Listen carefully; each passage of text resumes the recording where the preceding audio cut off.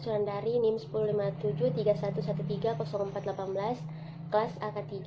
Di sini saya akan membahas tentang modul 1, di mana masalah yang akan dikerjakan selama proses audit yaitu perencanaan audit atau audit planning dan kuesioner pengendalian internal atau biasa disebut dengan ECQ.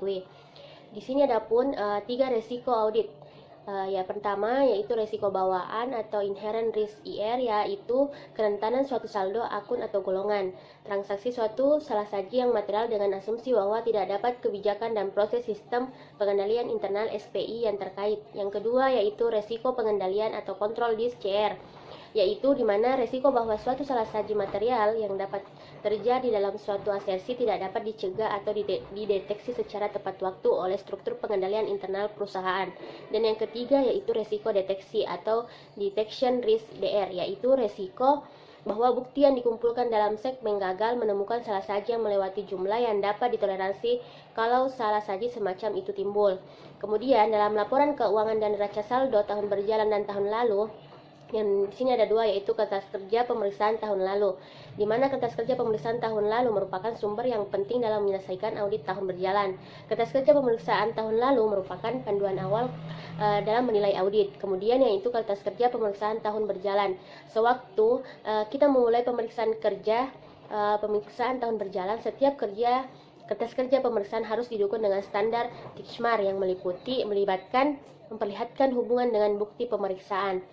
Di sini kita bisa lihat daftar untuk kertas kerja pemeriksaan PT Peta, di mana terdapat A1 yang merupakan laporan audit, A2 merupakan kertas kerja neraca, yang A3 kertas kerja laba rugi, A4 daftar jurnal koreksi dan relaksifikasi, A5 hasil-hasil dari peristiwa setelah tanggal neraca, dan masih banyak lagi simbol-simbol yang terdapat pada halaman 4.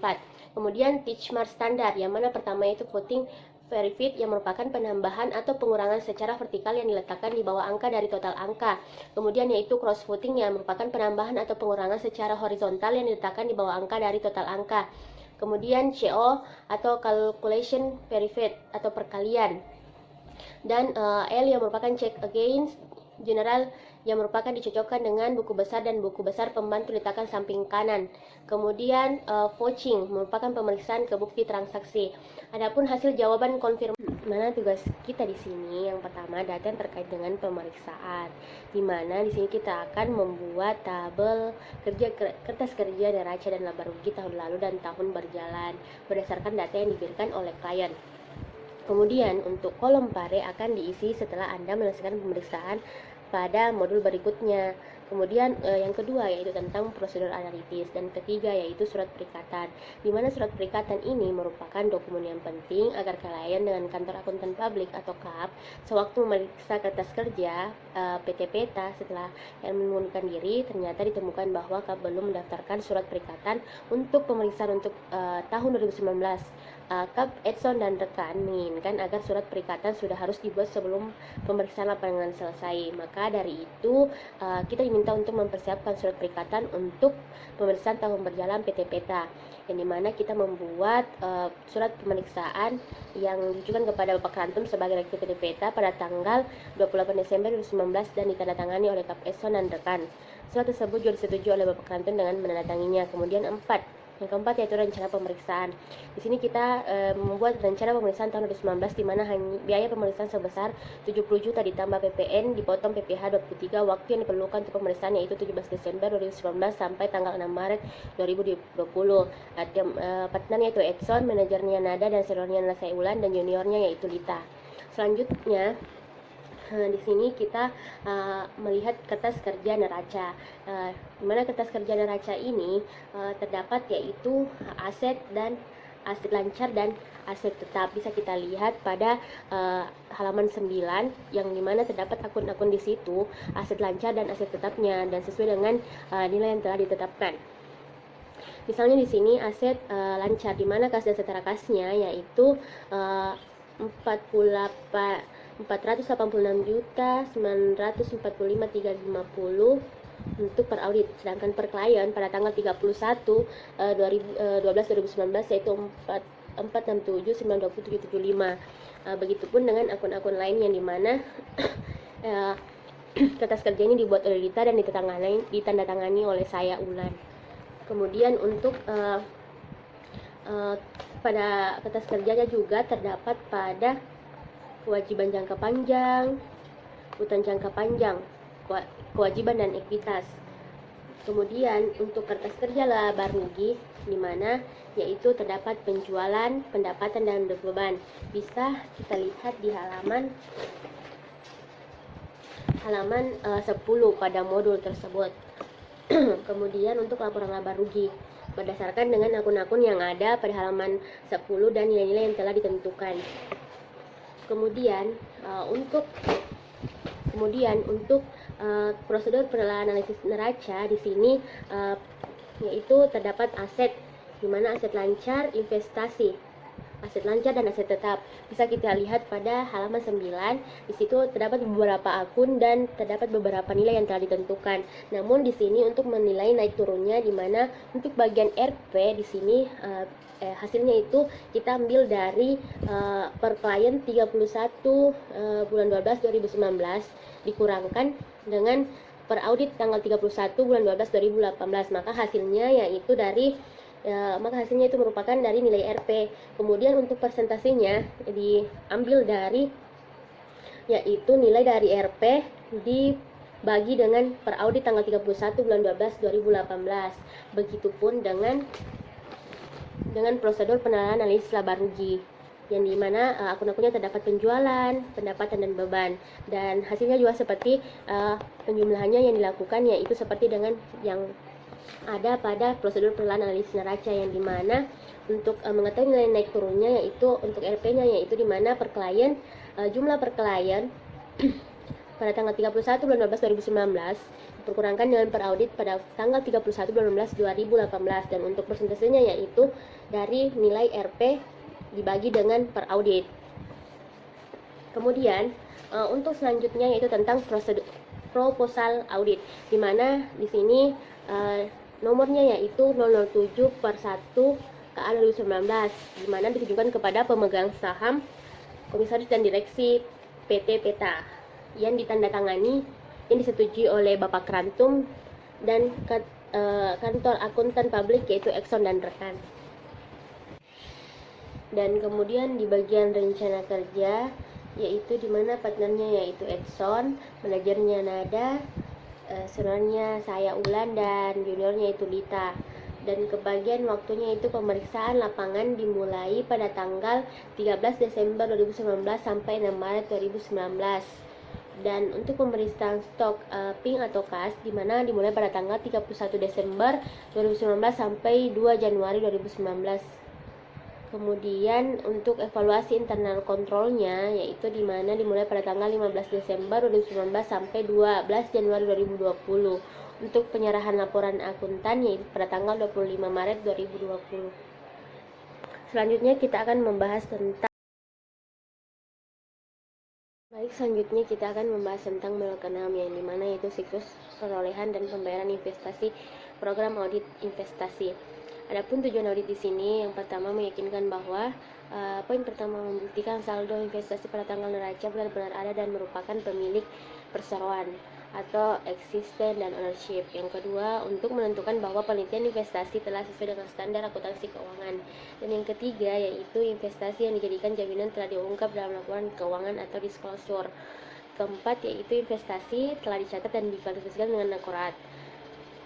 Selanjutnya, di sini kita akan membahas tentang prosedur audit untuk kewajaran, transaksi dan saldo.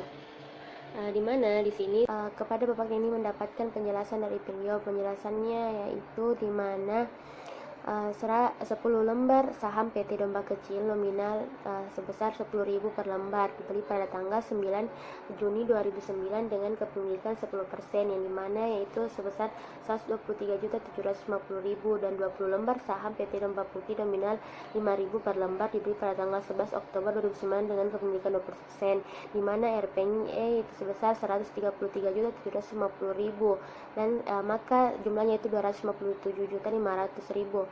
Maka setelah tiba di Bank Mini untuk membuat konfirmasi dan perusahaan investor pada tanggal 2 Januari 2020, di mana di sini PT Domba Kecil memberikan informasi bahwa laba bersih perusahaan tahun 2019 sebesar 500 juta dan pembagian dividen sebesar 5.000 per lembar laba bersih PT Domba Kecil. Diketahui diperoleh secara merata sepanjang tahun. Dividen diumumkan setiap tanggal 31 Desember tahun berjalan dan dibayarkan setiap tanggal 6 Januari tahun berikutnya. Kemudian sedangkan informasi PT Domba Kecil yang diperoleh adalah perusahaan tersebut tahun 2019 mengalami kerugian sebesar 50 juta dan klien belum melakukan pencatatan apapun, sehingga hasil konfirmasi pada tanggal saldo investasi PT Peta pada tanggal perusahaan kami pada tanggal 31 Desember 2019 sebesar 210 juta rupiah, di mana saldo investasi pada tanggal tersebut 31 Desember 2019 sebesar 133.750, yaitu adalah cocok. Kemudian untuk ECQ-nya, di mana